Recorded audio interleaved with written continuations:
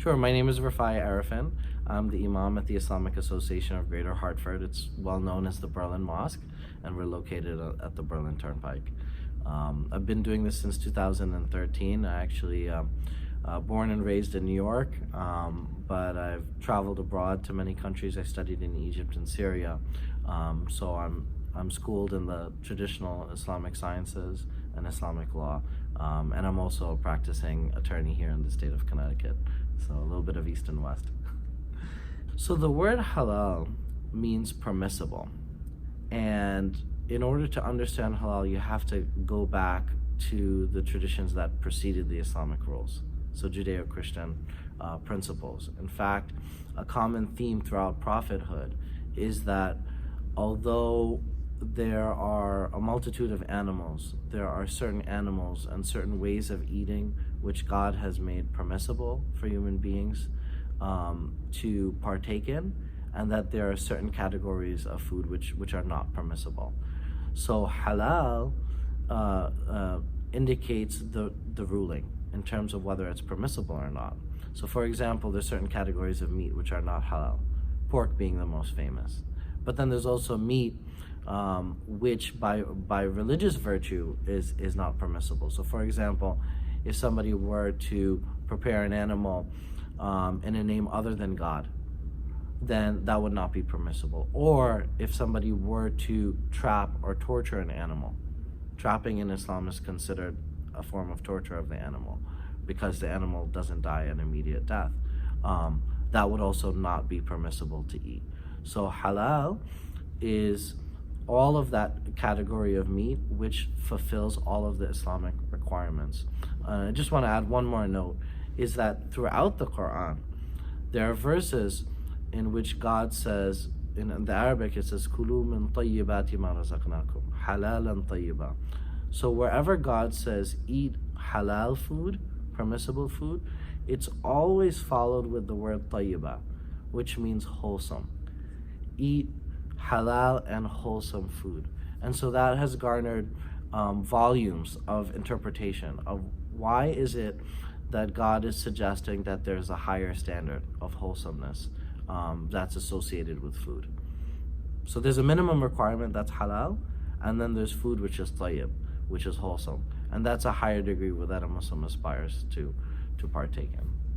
So if the animal dies from a bullet, for example, that meat would not be permissible, right?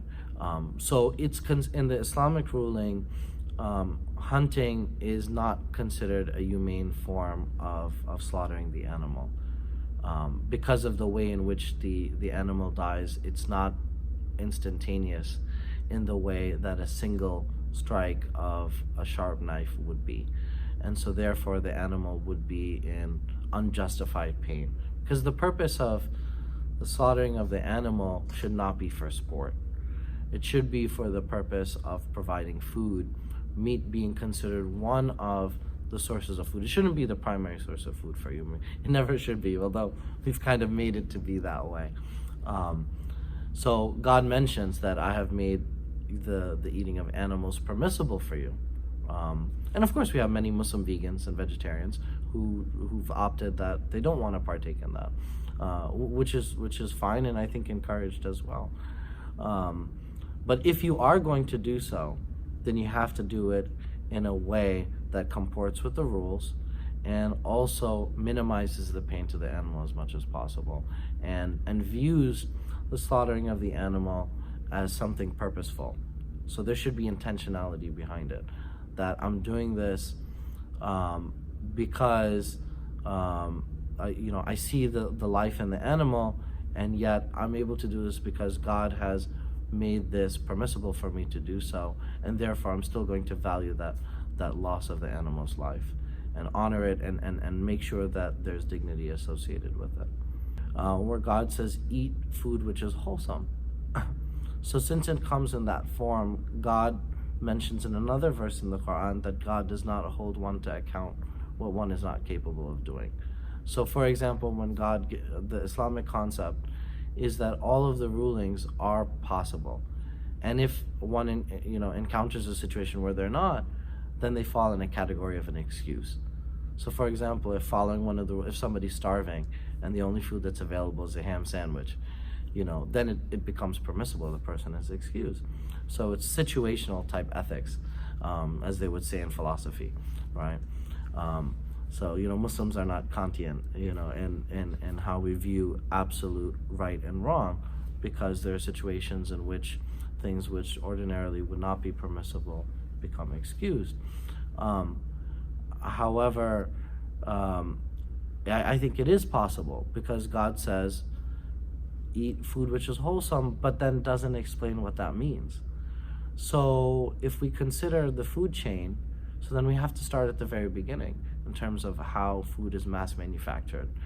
I mean, I've been to poultry farms, and it's made me wonder as to whether the chicken that we eat, whether the eggs that we consume are part of a larger system that's meant to generate as much profit as possible at the expense of the comfort of these animals who don't live a normal and a wholesome life. And it's reflected in the taste. And this is something I think people are starting to realize, that when you have an animal that is eating a diet that it's naturally supposed to have, and is free and not caged in, then the result is something which is completely different. So it's like what we said in the beginning, that halal is a legal category of something being permissible. So for example, in Islam, the consumption of alcohol is not halal, it's haram. It is something which is prohibited, right? And then there are other things which would which are halal or haram. They fall in either category of being permissible or not permissible, and that have nothing to do with food. So seafood is actually really easy, because there's a narration from the Prophet Muhammad, peace be upon him, that all of the animals of the sea are permissible. And so because of that, all seafood is permissible to eat. And then there are various suggestions in terms of the preparation. What is the most humane way of preparing the seafood? However, in either case, the majority of scholars say that regardless of how it's prepared, the seafood would be permissible. So we don't follow that same procedure. And quite simply, even though it's not mentioned, I would venture to guess it has to do with the biology behind it. The physiology of seafood is very different. You're dealing with animals with gills, for example. So the concepts of compared to a mammal, are very different. There isn't a large degree of difference between kosher and halal. In fact, I would say that kosher includes all the requirements of halal, plus a few extra. And that's the best way to understand it. So as a Muslim, I eat kosher, and that satisfies all of the religious requirements. And that's because in the 4th chapter of the Quran, the 5th chapter of the Quran, there's a verse that says that the food of Christians and Jews are permissible. And so because Jews continue to prepare their food according to the kosher requirements, as a Muslim, I'm allowed to consume that meat. And so very often, if I'm out shopping at Costco or somewhere else and I find a kosher item that I want, I grab that and I choose that over the other options. However, most Jews wouldn't do the same with halal. And the reason for that is because there are additional requirements. For example, having meat and dairy together, in terms of the blessing, which in Judaism is very specific, and who's able to do that blessing. The Islamic requirements probably would not qualify in order to make that meat kosher. So I'll review very quickly what they are. There's the procedure in terms of how the animal is slaughtered, as we mentioned. And then also there should be a person who's present that before the animal is slaughtered recites in the name of God, who's the most great. And also there are, among the Jewish community, typically it's done by a rabbi, and there are specific formulas of the blessing that is recited before the meat. But that's the minimum requirement. And then, of course, after that, in both kosher and in Islam, the meat is drained of blood, and it is cleaned immediately, and that's also in order to maintain the cleanliness of that, so that way that meat is preserved in a way that's not harmful, to the consumer. So I think those are the main similarities. But kosher is an even wider concept. So for example, if you have kosher meat, you still need to make sure your other cutlery, your other items are also kept in a way which is where the kosher environment is maintained. Whereas Muslims generally would be far more lax about that. And that's why you'll see Jews who keep kosher typically wouldn't go to mainstream restaurants, whereas most Muslims do. Australia and New Zealand are actually the two major exporters of lamb in the world. And that's, in those areas, that's the main source of meat over beef or goat or any other source of meat. I think the European experience, because of having a large pig population, so preferences are shaped. Like if you live in Ireland and there are lots of potatoes, you probably grow up eating potatoes.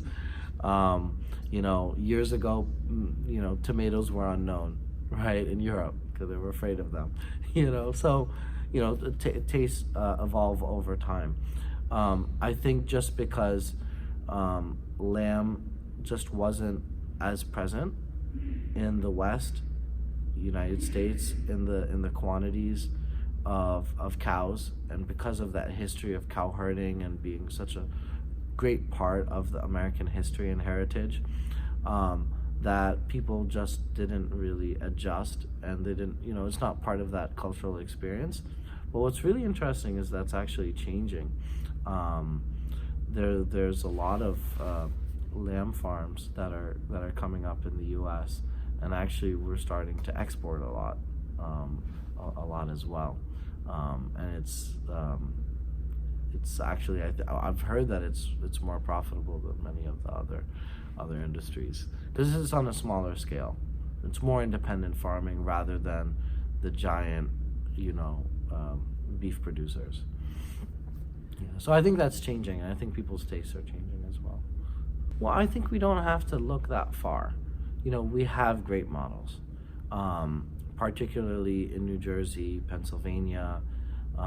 Many of those halal companies are located in Canada, in Ontario, Canada. I've been to many of them, and you find very clean, sanitary, hygienic facilities. You'll find farm areas, right? Most of these are located in farm areas in which the animals are free. They eat a very healthy mixed diet, which they're supposed to be having instead of just corn, for example. And then you'll have a separate facility where they're shifted at the time of butchery, right? Rather than being held, basically, where the animals are aware of what's happening, and then they get transported to another area, and you'll find that even though it's a large facility, one animal is processed at a time, and the animal is secured and safe, and then the person who is actually conducting the sacrifice then comes and does it in a single motion, and somebody who's very professional.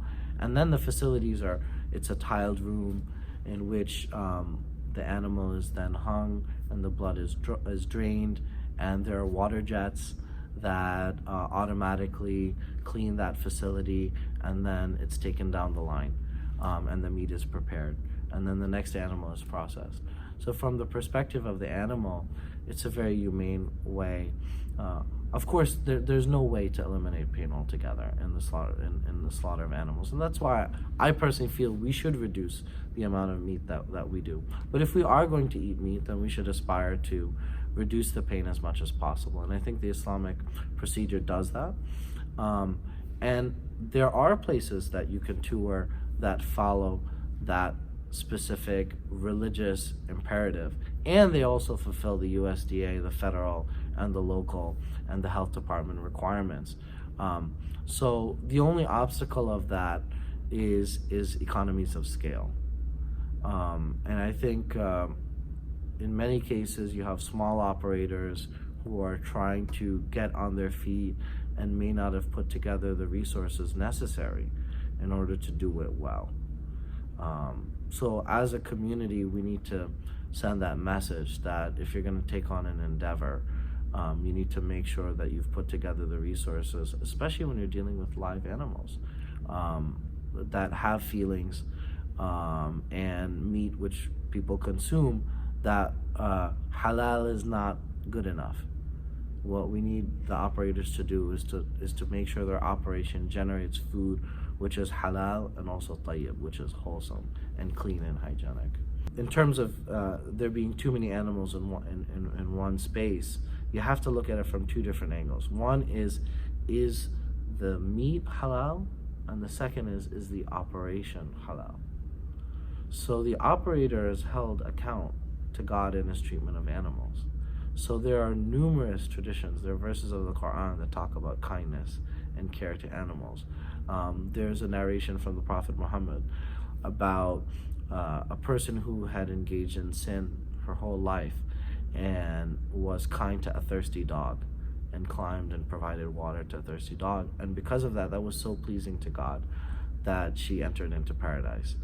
So there's a great emphasis towards kindness, towards animals and treating them well.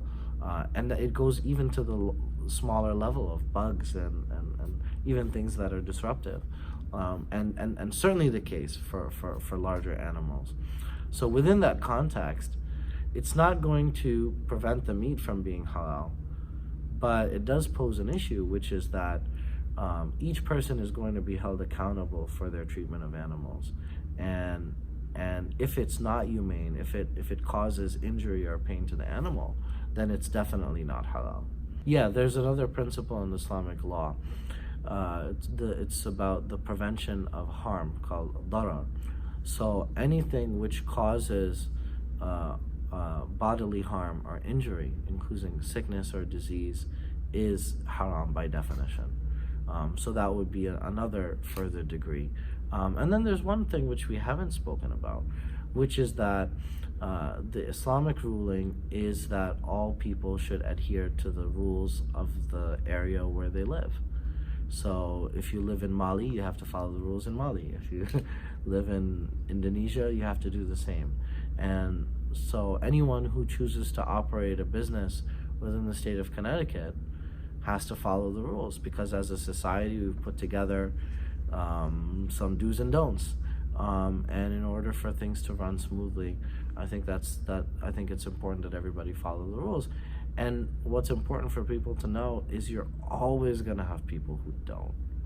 And that's why there's enforcement mechanisms. And just because you have a few people who don't that garner a lot of media attention, I think it's not reflective of the Muslim community at all. I think it does show that there are small operators who are trying to scale up very quickly and are cutting corners, or maybe cutting corners. But I think that doesn't tell us anything about the religion. It just tells us, about individuals. Well, I think, I was born and raised in New York, and I think it's such a melting pot of different cultures. You have this experience, my father from Bangladesh, my mother from Guyana,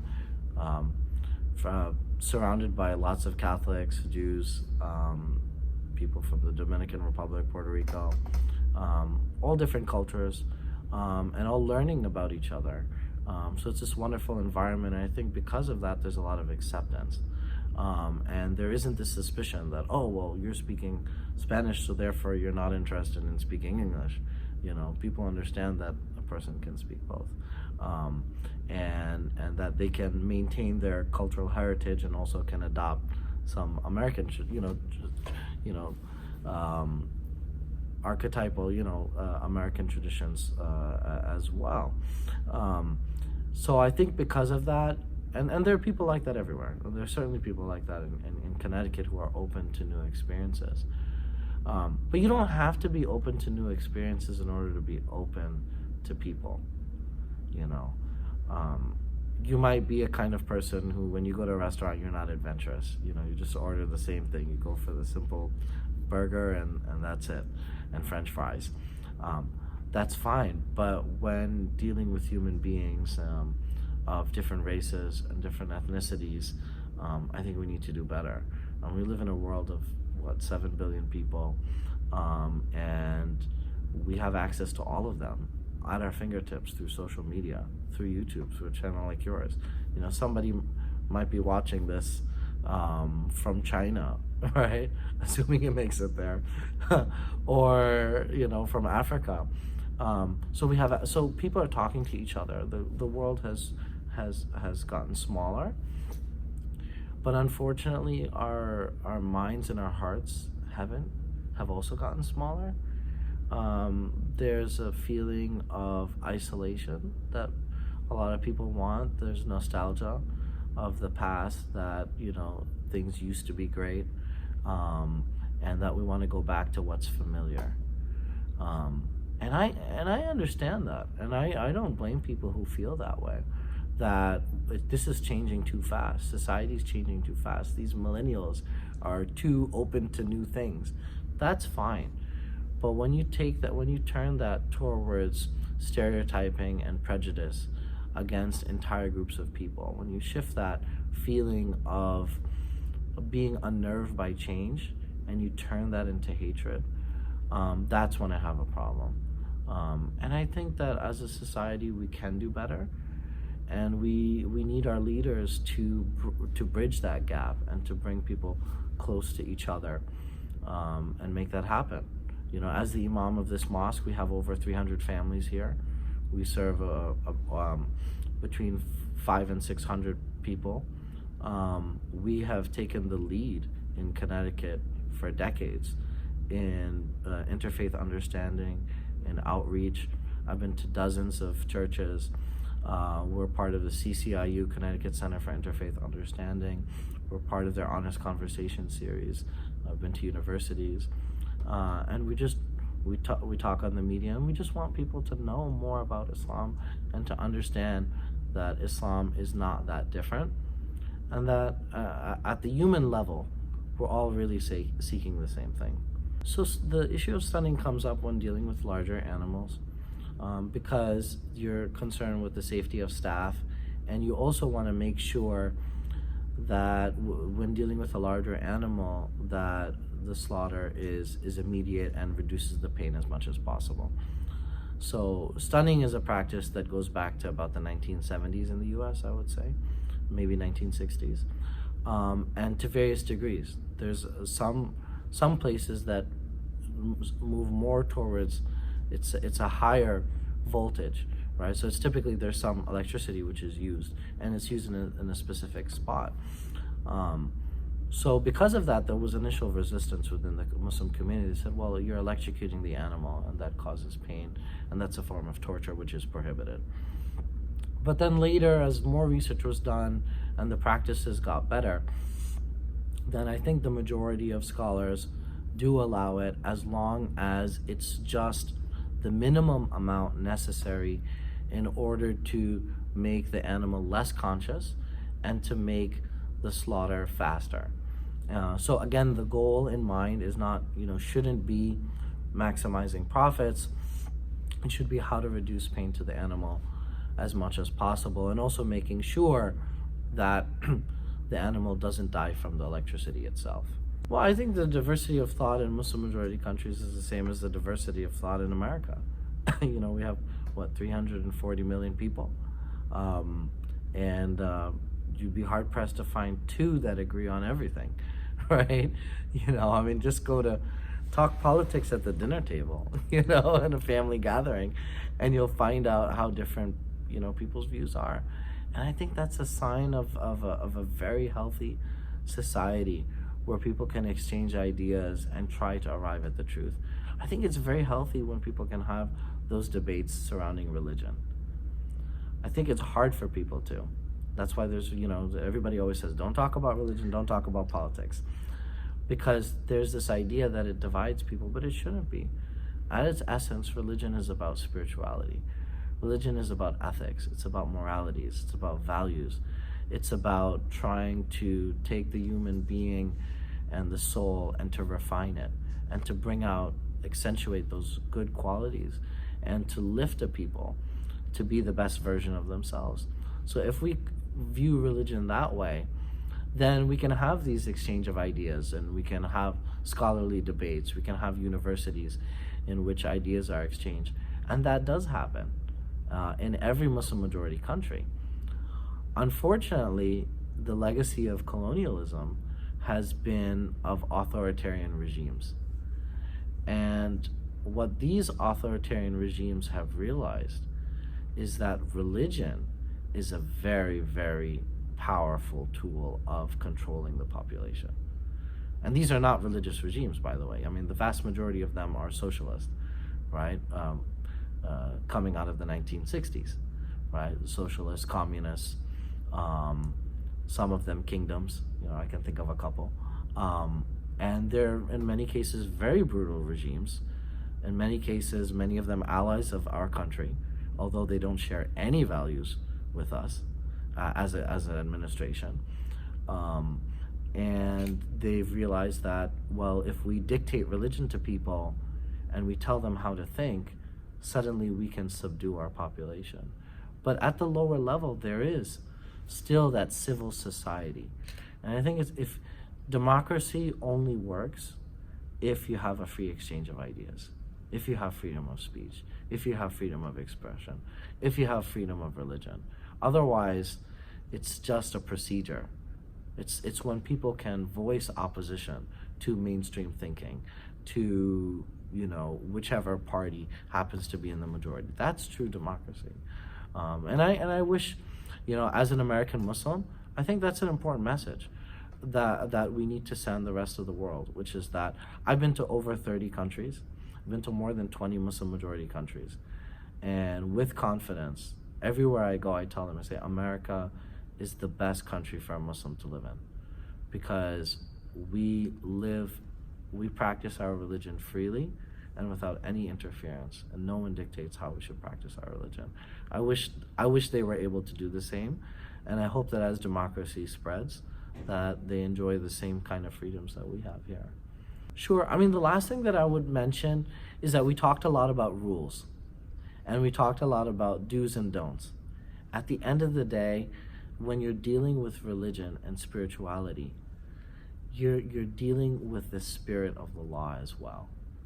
A person who fears God and is conscious of God has intentionality, is careful, is meticulous in everything that they do in order, he or she is going to aspire to be the best version, or to do their best. There's a narration from the Prophet Muhammad that God loves that when one does work, that he or she perfects it.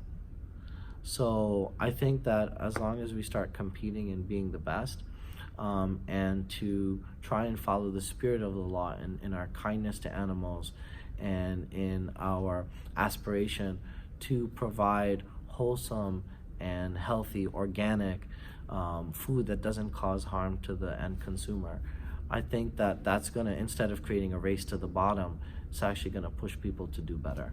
And I think we can do that.